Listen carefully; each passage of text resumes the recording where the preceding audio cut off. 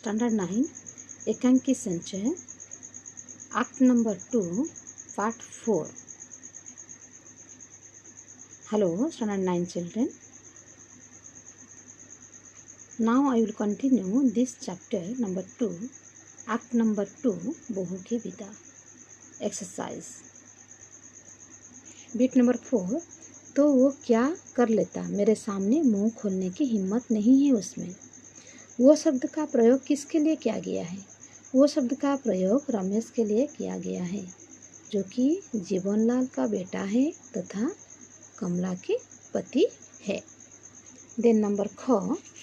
वक्ता ने उपरोक्त बात श्रोता के किस कथन से उत्तर में कही है? वक्ता ने उपरोक्त बात श्रोता के इस कथन के उत्तर में कही है कि जब प्रमोद ने बोला कमला को ना छोड़ने सरासर अन्याय है, शिकायत उससे है अर्थात प्रमोद से है. उस भोली भाली लड़की ने क्या बिगाड़ा है जो विदा ना करके उससे बदला ले रहे हैं? अगर रमेश बाबू होते तो शायद ऐसे ना होता. तब जीवनलाल क्रोधित हो गए. Next number. वक्ता ने अपने बेटे की क्या विशेषताएं बताई? वक्ता जीवनलाल ने अपने बेटे रमेश का विशेषताएं देते हुए कहा कि पिता के सामने मुंह खोलने की हिम्मत नहीं है उसमें. वो बड़ों के मुंह लगने की बदतमीजी करने वाला लड़का नहीं है. संस्कारी, आज्ञाकारी तथा पितृभक्त वो लड़का है. नंबर घ. वक्ता का बेटा कहाँ गया हुआ था और क्यों? वक्ता का बेटा रमेश अपने बहन के ससुराल गया था. क्यों? क्योंकि अपने बहन गौरी पहले सावन मनाने के लिए मायके लेके आना था, इसीलिए वो गया था. क्या उसका जाना सफल रहा? ना, उसका जाना सफल नहीं हुआ.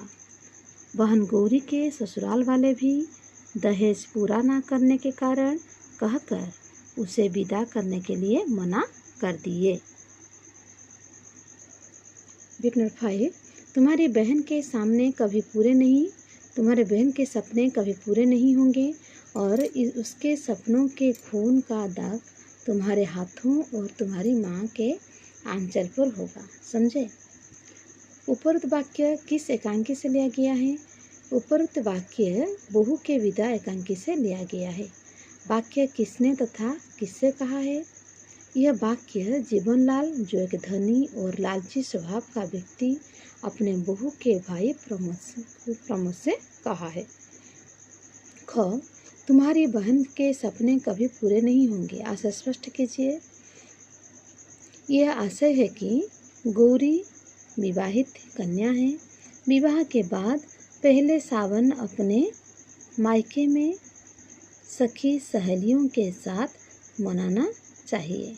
परंतु जीवनलाल प्रमोद से बोले जब तक दहेज पूरा ना करेंगे तब तक वह गौरी को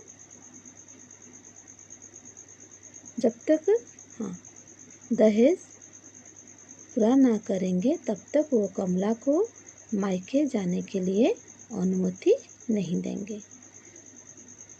कमला जो सपना देखी है वो कभी पूरा नहीं होगा. Okay, complete. नेक्स्ट नंबर ग. वक्ता ने सपने पूरे न होने के लिए किस किस को जिम्मेदार बताया? क्या आप वक्ता के कथन को उचित मानते हैं? ना. आंसर. वक्ता ने सपने पूरे न होने के लिए अपना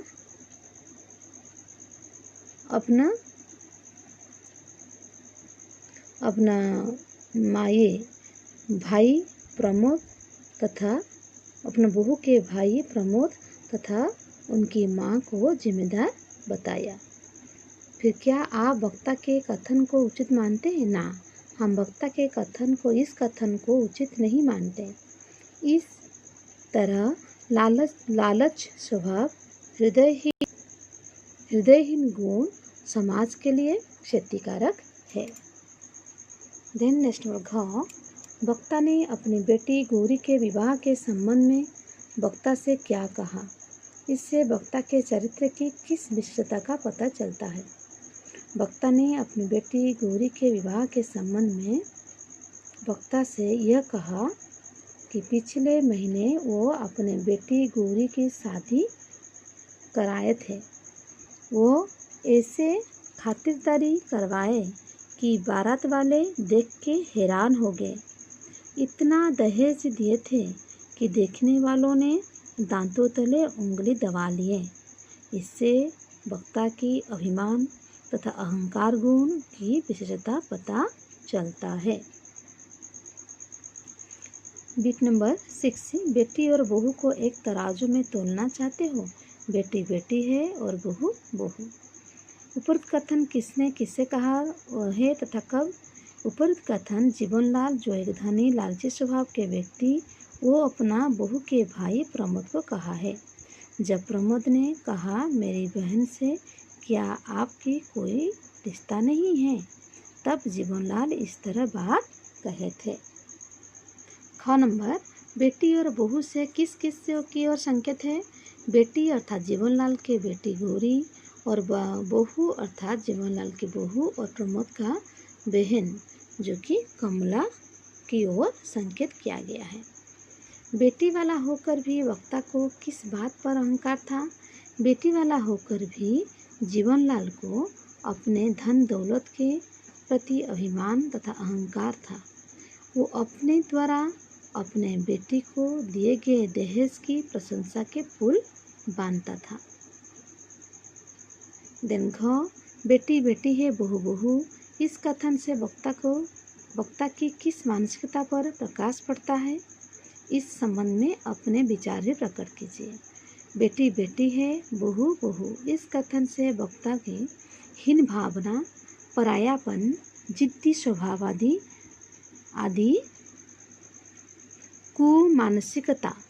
कुमानसिकता पर प्रकाश पड़ता है। मेरे विचार में इस तरह भावना बहुत ही गलत है। बेटी और बहू दोनों एक ही तराजू के दो हिस्से हैं। दोनों ही परिवार के लिए मुख्य है। आज किसी की बेटी दूसरे घर की बहू तो दूसरे की बेटी अपने घर की बहू बनेगी।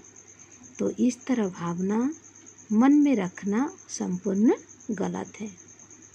Then beat number 7। जरूर और हाँ, उसे यह भी बताते जाना कि अगली बार मेरे लिए मरहम लेकर विदा कराने कब आओगे। क। जरूर शब्द का प्रयोग वक्ता ने किस प्रश्न के उत्तर में किया है और क्यों?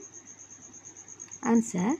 जरूर शब्द का प्रयोग वक्ता जीवनलाल ने प्रमोद अपना बहन को मिलने की जब अनुमति मांगे तब जीवनलाल बोले थे, क्योंकि दहेज पूरा नहीं देने तक वो अपना बहू को मायके जाने की अनुमति देना नहीं चाहते।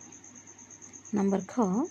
जीवनलाल के चरित्र की प्रमुख विशेषताएं का उल्लेख कीजिए। जीवनलाल एक धनी व्यापारी तो था, परंतु वो लालची स्वभाव, निष्ठुर, हृदयहीन, अहंकारी तथा अभिमानपूर्ण व्यक्ति था। इसीलिए अपने आप को नाक वाला कहता था। देन नंबर ग।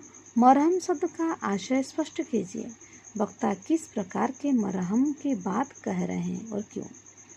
मरहम शब्द का आशय यह है कि इस कहानी में जीवनलाल के बारातियों को प्रमोद ठीक से स्वागत नहीं कर पाया तथा दहेज पूरा नहीं दे पाया, जिसके कारण बिरादरी में उन्हें लज्जित होना पड़ा। उनके शान को ठेस पहुंची। इसके लिए मरहम स्वरूप पैसा की जरूरत जीवनलाल को है। क्वेश्चन, मरहम की बात कर रहे, वक्ता किस प्रकार मरहम की बात कर रहे हैं? तो इसी के लिए मरहम स्वरूप पैसा की जरूरत जीवनलाल को है। वक्ता मरहम का अर्थ 5,000 रुपये की मांग किए हैं। क्योंकि भरी बिरादरी में उन्हें लज्जित होना पड़ा। उस चोट के घाव के लिए मरहम स्वरूप 5,000 रुपया चाहिए। घ दहेज प्रथा पर अपने विचार प्रकट कीजिए। दहेज लेना तथा देना उभय ही गलत है।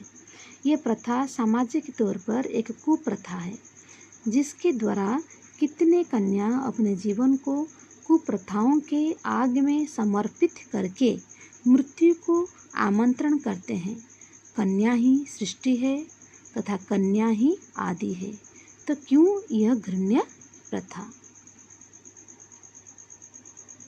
तो ये प्रथा का विलोप होना चाहिए। Next video I will continue next answers. Thank you.